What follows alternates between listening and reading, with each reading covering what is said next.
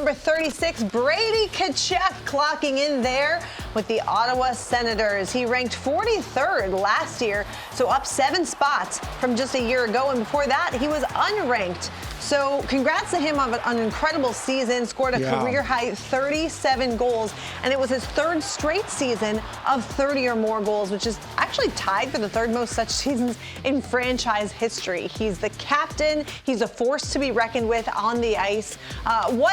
What stands out most to you about Tkachuk? Well, you know, it's interesting. He's to me, he's equal parts feisty and finesse. I don't think he's blessed with necessarily the high end, the elite skills like a lot of these other players we're talking about.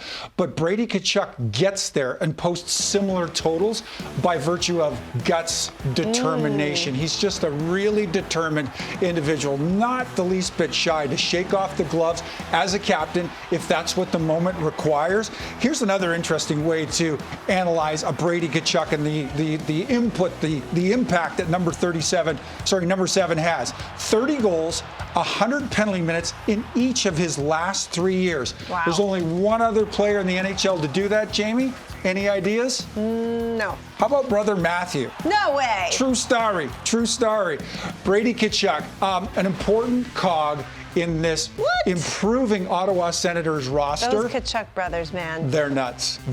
But this is hockey played the Tkachuk way. These two apples don't fall very far from that tree being the father, my contemporary Walt. But they're cut from the same cloth without question. But you love when you can slap a C on the chest of a guy like Brady Tkachuk because he provides inspiration, contribution, and an impact in just a wide variety of ways. The one thing that separates really him and his brother Matthew is, of course, the fact that Matthew's the Stanley Cup champion. And Brady was so supportive and so wonderful. He was there the night that Matthew finally won the Stanley Cup, and it was a beautiful moment.